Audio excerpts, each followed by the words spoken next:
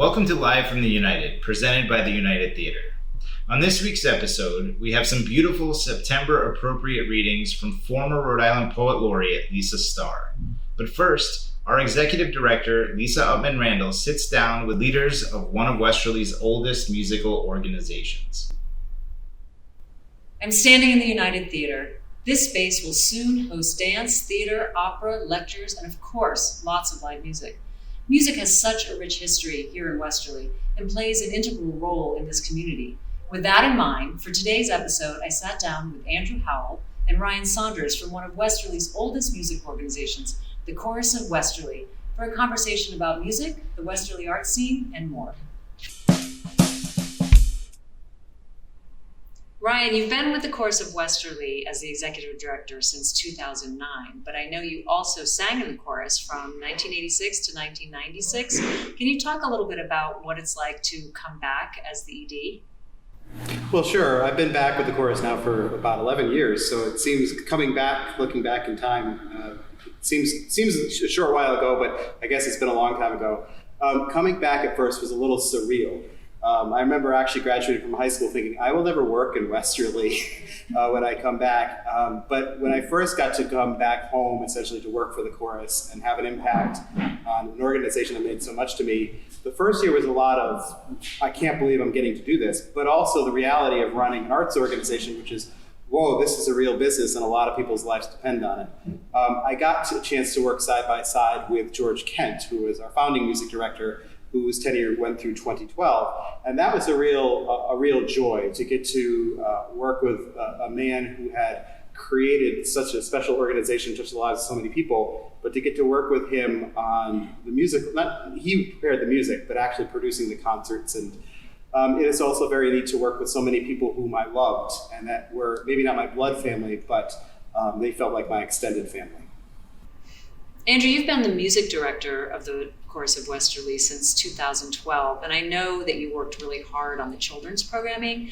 Can you tell us a little bit about why that particular program is so important to the organization? Yeah, having grown up in the chorus myself, just like Ryan, starting as a kid and going through the program, I knew the value that it had in helping people not only become well-trained musicians, but also just better people and better human beings. And so one of the things that I wanted to do right away was to strengthen the musicianship program for the kids, to make sure that every single one of them that went through our program came out with the confidence to be independent musicians and to not just take the memories of the music that we did with the chorus, but to be able to then take that anywhere else into the world and to continue on with that and to be able to be musicians in whatever form, professional, non-professional, but to always have that in their lives in some way and be able to succeed because of the training that they had gotten through us as children. Ryan, you completed the Arts Leaders as Cultural Innovators program, which sounds really interesting. Can you tell me a bit about the program and how it impacts your work at the Chorus of Westerly? Certainly. Well, it was a wonderful 2-year fellowship program that was co-sponsored by several foundations, including the Rhode Island Foundation. And it brought together arts administrators and executives who were at sort of the mid-levels of their careers from around the country. So we had a cohort that came in from Rhode Island and one from the Baltimore, D.C. area and another from Arizona. And it focused on adaptive leadership models and how arts organizations in this day and age need to sort of acknowledge the fact that they were built up by these heroic leaders and volunteers and these models of do everything at all costs, make the decisions, go forward, and if you succeed, you get all of the praise, and if you fail, you take all of the blame.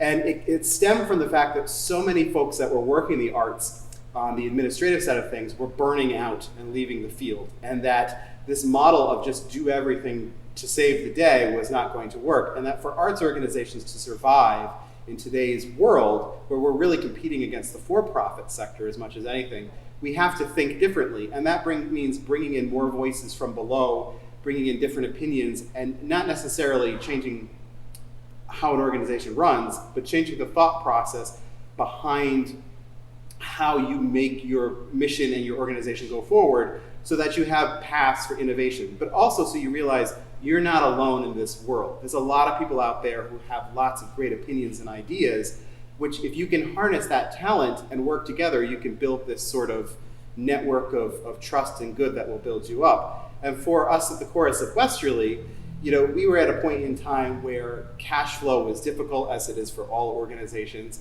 where the market was much different than when we started, and it was time to think outside the box. And really for us at the Chorus, it allowed us to think about new ways to collaborate, to work together, to program, or even to test out ideas that before, if we wanted to try them, we would never do it because only one person could control it. So it was a different model. It was very much a way that recharged me actually as an executive working in the arts. I want to do that program. It was great. It was really great. So I did it from 2015 to 2017, and they've been doing cohorts lately just in and around New York City. They did one in New York City, and then they did one in New York City that was in New York City and Southern Connecticut, and then one in New York City that was persons of color who were running arts organizations.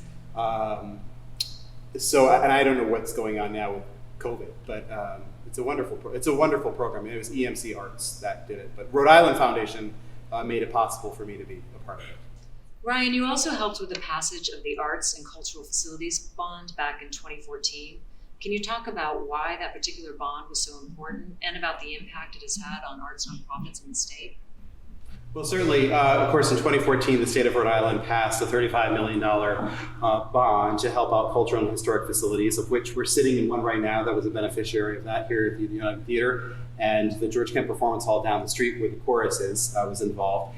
And that bond really allowed, I believe now, dozens, if not almost 100 or plus organizations to get critical infrastructure money, to do renovations, to expand, to take care of the physical plant where they were creating their culture and their art. And why is that so important? Well, often, funding is out there and exists a lot for programming and for programs and scholarship and things like that. But finding programs for what our brick and mortar, what makes us go, is much more difficult, especially at a larger level. And when these, Rhode Island in particular, being such a culturally driven state, with an economy that, besides tourism, is really based on cultural activities, it was looked at as a major investment into the economics of the entire state and for all of these communities to help not just revitalize them, but revitalize them and then let them thrive going forward. And again, we're sitting here in a great example of that and that what it will be. And one of the unique parts about that, when the coalition came together, it was involving arts organizations from across the state, but also from different walks of life. So not just the Chorus or the United, but you had Trinity Rep or Waterfire or the Stadium Theater, or Newport Opera, places in different locations, but doing different things and working together collaboratively, adaptively, allowed this to come to fruition, and the entire sector benefited from it and will continue to benefit. A question for both of you. What has the Chorus of Westerly been doing in response to the pandemic? Yeah, as with everybody, we're still kind of right in the midst of figuring out how to deal with all of this and all of the unknowns that still exist and are kind of stopping us from doing the norm. We spent quite a bit of time keeping in touch with everyone, but not really doing any programming because obviously we couldn't sing, we couldn't bring our people together to do what it is that is at the core of the Chorus of Westerly, of creating community and singing together. That's unfortunately one of the most dangerous things right now, apparently. And so we spent quite a bit of time over this summer figuring out now how we're going to take our program from what we normally do in person and do it virtually. So most of the material that we're going to be putting forward in this coming season, or at least for the fall, is going to be online. So we'll still be engaging with our singers. We will be giving musicianship classes so that we can still be growing as musicians and helping to strengthen everybody individually so that when we come back, we're ready to hit the ground running and continue on with our program. We've been putting the kids to the forefront of getting back together because they need that personal connection to see each other's faces and to be able to be in community with each other, to keep them engaged. So we're going to bring them back into small groups outdoors. We've been working with the Westerly Land Trust to use some of their space to be able to bring groups together and continue to do some music making in that way, as well as giving kind of an unprecedented level of focus on each kid. We're going to be doing small groups of 2 or 3 in virtual lessons. So with the 3 music faculty members that we will have the 70 children that are involved right now in small groups doing essentially private lessons, working on repertoire musicianship, being able to have that personal connection with the music teachers to keep them engaged in various ways and still, again, moving forward and getting important stuff out of it. Besides that, we've been saying, well, if we're kind of trapped in the virtual world, what are some ways that we can reach farther out into the community? So we've been working especially on a lecture/interview series that will be on Wednesday nights and will be open to the public through an online platform like Zoom, where we will bring in experts in certain areas or do lectures on particular choral orchestral masterworks that mean something to the chorus. So I'll be doing a lecture, and our founding music director, George Kent, will do the first one on the Brahms Requiem, which is a piece that is near and dear to his soul, and he, kind of got everyone on board with that. It's an incredible piece of music. So he's going to kick off our series, but as an extra carrot to that, we're going to be doing some excerpts and pieces out of our archival recordings, so people will get to hear previous performances of the Chorus of Westerly. Even though we can't create new music right now for people, we do at least have that to be able to kind of give to the community in a different way, which we normally would not have had the time or thought process to do this, but we're trying to take advantage of the fact that we have to think in a completely different way now. Yeah, certainly audience is hard when you can't actually have an event and sell tickets and have people come in your doors. So using, fortunately we do have virtual mechanisms in which to do that now. And as Andrew said, we're creating these different series to give them some sound, give them some voice and connect with them that way. But we've also been really trying to up our game on social media by releasing small video clips, small audio clips from things that we have to stay in contact with them. But also just to, as an organization, we continue to try to have a communication with them to tell them what we're doing and to basically say, hang with us, we'll be back in person soon. But also to remind them we haven't forgotten about them. So, we'll develop some of these series so that they can engage with us as they want at home. To stay relevant with us, but also, as Andrew said, we're opening up the vault a little bit of our extensive archival library of our concerts, which if we use them in educational purposes, there's more ways to do that. But we're also, releasing this documentary coming up for the chorus soon to put that out there, just trying to keep in the public's eye that we're still there and to try to serve them as best we can. But that said, some of the programs that Andrew's been designing too will be offered at different levels, whereas there can be a level of public engagement if they'd like to try to come in and do some of this musicianship and singing with us online too. It'll be a very different year. But we'll try to stay as relevant as we can, but we'll try to stay in communication with people as much as possible until we're back. So we're the new kids on the block here at the United, and we're really looking forward to working together with you and other arts organizations in the area. What are your thoughts about how the United will fit into the arts ecosystem here in Westerly, and how do you envision the United and the Chorus partnering and collaborating in the future? Certainly on my end, the thing that's the top of my list and excitement about the United Theater is the music school that will be here. I think the more we can have children involved in music making and learning, the better it's going to be for all of us. The more of our chorus kids that also come here and take lessons, and kids who come here and take lessons come over and sing in the chorus, the better everyone's going to be for it. So that's tremendously exciting. Yeah, and I think the idea of having a downtown-centered arts center that's active all of the time, both with classes and rehearsals and performances or installations and things like that, there's no downside to that at all. And for any other arts organization, be it the Granite Theater down the street or the Nick up the street or the Chorus up the street, the more activity that's in the center of town and around our community, the better. Because we do, it's been said a lot too, about the rising tides raise all boats, but that really does happen in the arts. And I think we already have in this community such a vibrant cultural community. There is such wonderful art that takes place here. There's wonderful art over at the train station in the Co-op Gallery. There's the amazing Shakespeare in the Park plays that the Colonial Theater does and Flock Theater is doing now down there. There's the Granite season, which is beloved. Westminster Strings doing all the children's work over there, the chorus. There's all of this stuff happening. And so as we look at the town as a community artistic hub, how do we take that to the next level? And having an art center that's showing film, that has the opportunity for lessons, that has really special guest artists coming into the main theater or partnering with the Nick like it's been programmed, that's just going to continue this wave, whereas you have a 12-month of the year arts calendar and not necessarily an academic year arts calendar for certain things or the summer for other things. And that's really, really exciting. And, that's the kind of thing that can really change a town for the better. And for a town like Westerly is just ripe for that. And if the product is good and the engagement is good and the people who run it are good, people will come to it. And that's happening here at the United, happens at all of our arts organizations. So in terms of collaborating, I look at us as all sort of siblings within this same amazing family. And one of the things about the chorus that for many, many years we like to tell people or we like to hear is, we don't understand how you do what you do in Westerly. We don't understand how there can be the symphonic chorus putting on a concert season with music the quality of Boston or New York, or a chorus that can go and sing in Westminster Abbey or wherever. How does that happen in Westerly?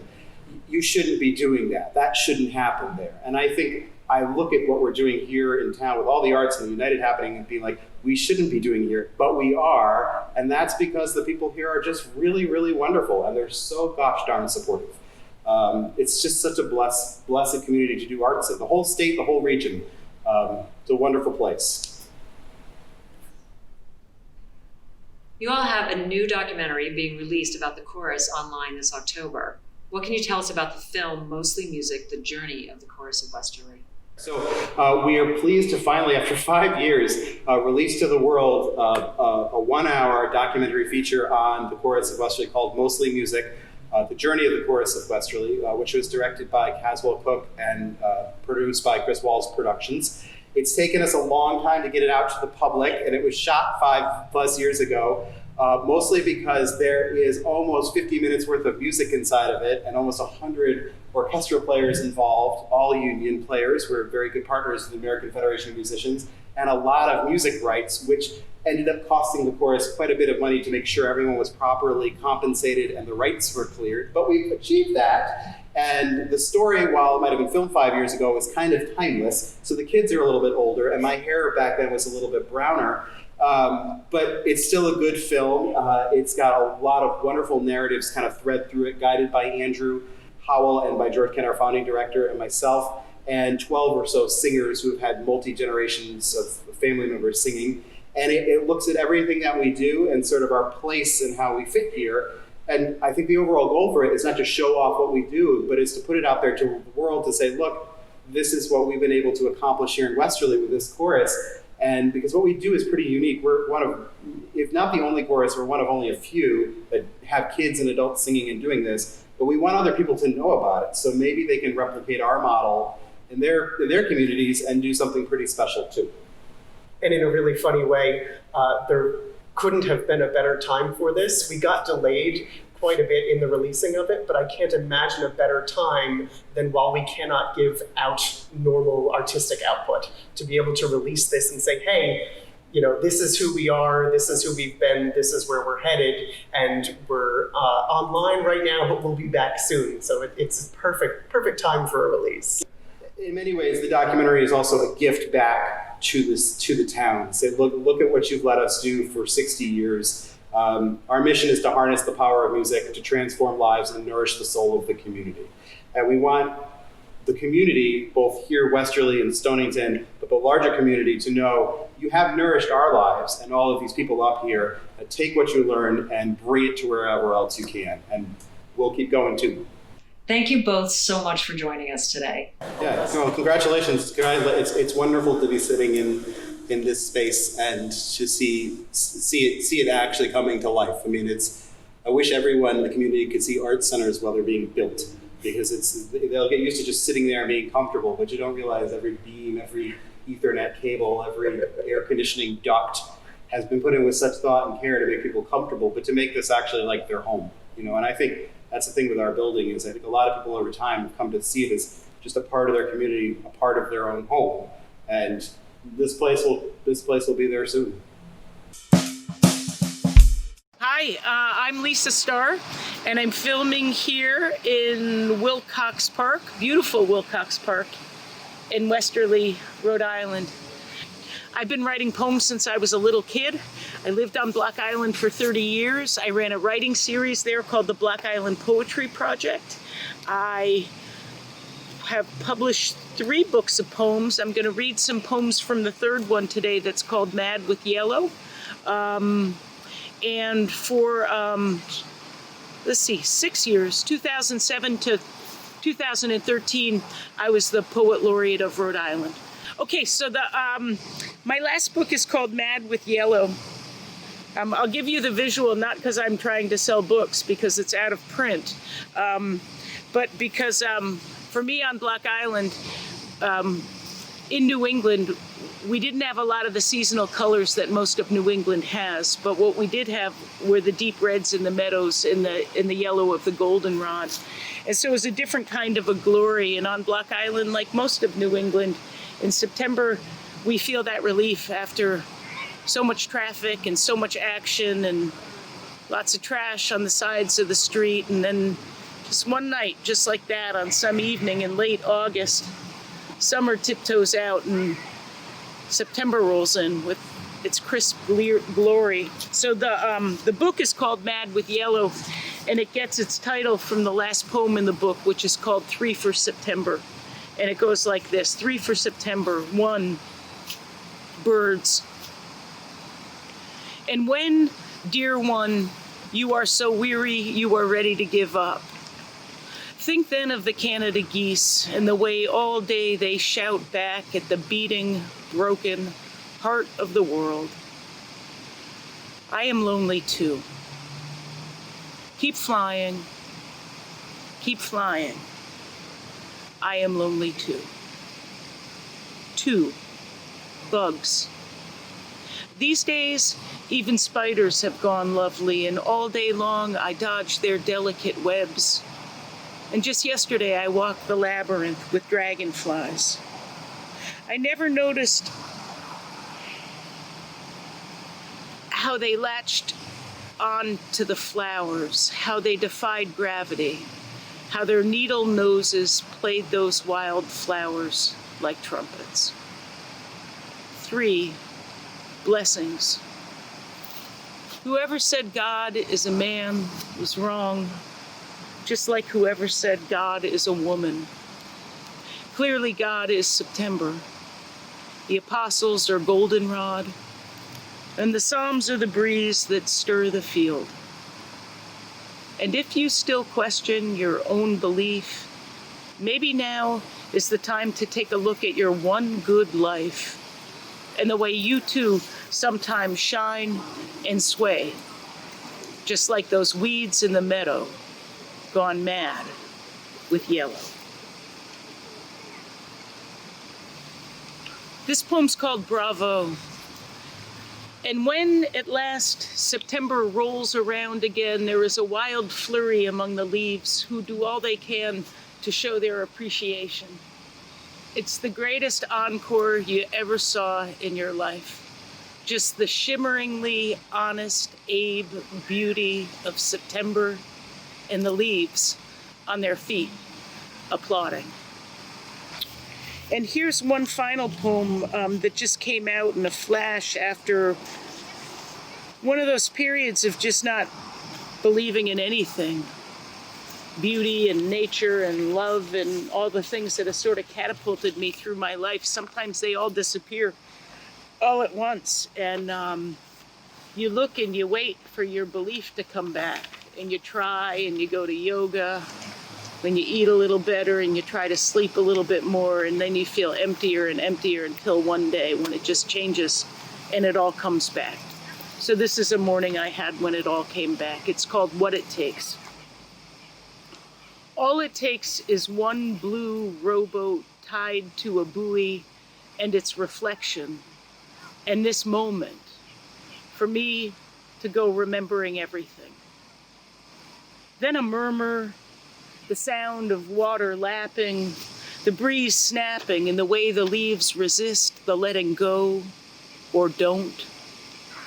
The wheels of a bicycle soaring downhill with some gravity-glad rider. All of it, complicit.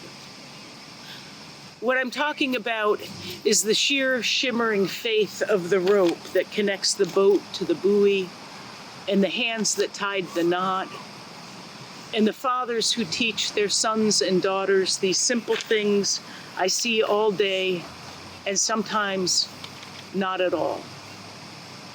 Moments like this become miracle, oracle. And I know in my deepest heart of hearts that the whole world, this one, is just my own face in the mirror. And I know that I am the boat and the buoy and the rope. And like faith, that holy smoke, I am brilliant and bobbing and blue.